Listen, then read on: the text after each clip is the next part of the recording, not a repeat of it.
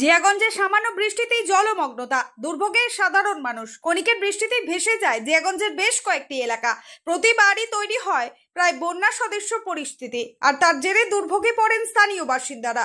জল জমে পড়ে থাকা রাস্তায় কোথাও পায়ের পাতায়, কোথাও হাঁটু, আবার কোথাও কোমর পর্যন্ত জল। এই দৃশ্যই এখন জিয়াগঞ্জবাসীর নিত্য সঙ্গী।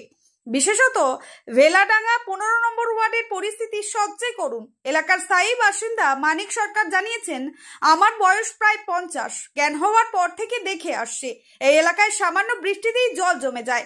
কখনো হাঁটু জল, কখনো কোমর জল। বহুবার কাউন্সিলর থেকে শুরু করে চেয়ারম্যান, এমএলএ, এমপি সকলের কাছেই এই দুর্ভোগের কথা জানানো হয়েছে। বৈঠকও হয়েছে, আশ্বাসও পেয়েছি, কিন্তু ফল শূন্য। আজ শুক্রবার দুপুর 12টা থেকে বিকেল 5টা পর্যন্ত আমাদের ক্যামেরায় ধরা পড়েছে এলাকার একাধিক ছবি, যেখানে জলমগ্ন রাস্তাঘাট, ভিজে স্কুল ড্রেসে দুর্ভোগে পড়া পড়ুয়া, আটকে পড়া রিক্সা ও অ্যাম্বুলেন্সের করুণ চিত্র স্পষ্ট। জল জমে থাকার কারণে চরম ভোগান্তির মুখে পড়ছেন স্কুল পড়ুয়া থেকে শুরু করে অফিসগামী নিত্যযাত্রী ও রোগী পরিবহনকারী অ্যাম্বুলেন্সের যাত্রীরাও। জনজীবনে তৈরি হয়েছে অচল অবস্থা। এলাকাবাসীর পক্ষ থেকে মানিক সরকার আবেদন জানিয়েছেন, আমরা সকলের হয়ে পৌরপিতা ও উচ্চপদস্থ আধিকারিকদের কাছে অনুরোধ জানাচ্ছি, অবিলম্বে যেন এই সমস্যার সুষ্ঠু সমাধান করা হয়। জিয়াগঞ্জের মানুষ দীর্ঘদিন ধরে এই দুর্ভোগের মধ্যে দিন কাটাচ্ছেন। এবার আমরা স্থায়ী সমাধান চাই। এখন দেখার বিষয় প্রশাসন এই জনদুর্ভোগের প্রতি কতটা দ্রুত সাড়া দেয়। জিয়াগঞ্জ থেকে প্রশান্ত সাহার রিপোর্ট, সময়ের কথা চ্যানেলে।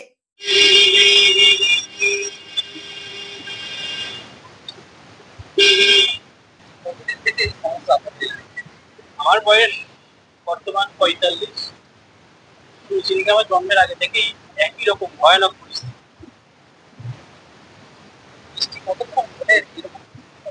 5 মিনিট ঘড়ি রেখে 5 মিনিট বৃষ্টি হোক না, বৃষ্টি হলে এখানে জল জমে যায়।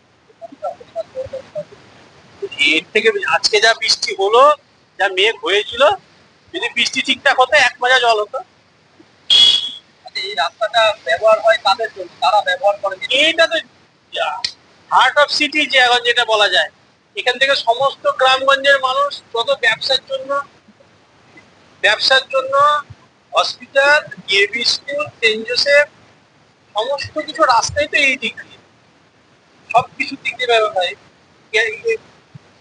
কিছুটা মিনিট খানেকের পথে হসপিটাল, রেল স্টেশন, এখান থেকে বেরিয়ে বাস স্ট্যান্ড, এটাই তো সব এই রাস্তাতে। কতটা অসুবিধা ভাষায় প্রকাশ করা যাবে। দেখুন না, ব্যবসায় দেখুন না, দোকান বন্ধ করেছি, দোকানের ভিতরে জল ঢুকে, যখনই বৃষ্টি হয় তখনই দোকানের ভিতরে জল ঢুকে মানুষ নষ্ট করে। কটা গাড়িওয়ালাকে বলবো যে দাদা গাড়িটা আসতে চালান, আমাদের দোকানে জল ঢুকে যাচ্ছে, দেখুন না আমাদের রান্নাঘরে জল ঢুকছে। পৌরসভা থেকে আমরা একবার ডেকেছিলাম পৌরপিতাকে, তিনি বর্তমান পৌরপিতা, তারা ইনাকে ডেকেছিলাম। সামনে বালকনাথ মন্দির, দেখুন বালকনাথ মন্দিরে মিটিং হয়েছিল। আমাদের বর্তমান যিনি এমপি, ওনাকেও ডেকেছিলাম। ওনাকে ডাকার পরও ওনাকে বলা হয়েছিল যে এর একটা সলিউশন করুন। বর্তমান যে বিধায়ক এখানকার, ওনাকেও সেদিন আমাদের বাড়িতে ডেকেছিলাম, ঠিক আছে, বড় জোরে নিবেদন করেছি যে আপনি প্যারালালি আর একটা ড্রেন ভেল্লাডাঙ্গা মোড়ের মাথা থেকে আপনার এক্স চেয়ারম্যান পঙ্কজ দত্ত তার বাড়ি অব্দি একটা ড্রেন চওড়া করে করুন। আমি কথা দিচ্ছি আপনাকে, আমরা যা দেখি এখানকার পরিসংখ্যান 8 ঘন্টার মধ্যে জল নেমে যাবে।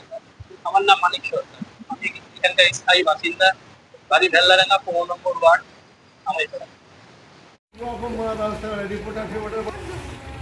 দেখাবা চেয়ারম্যানকে বহুদিন ধরে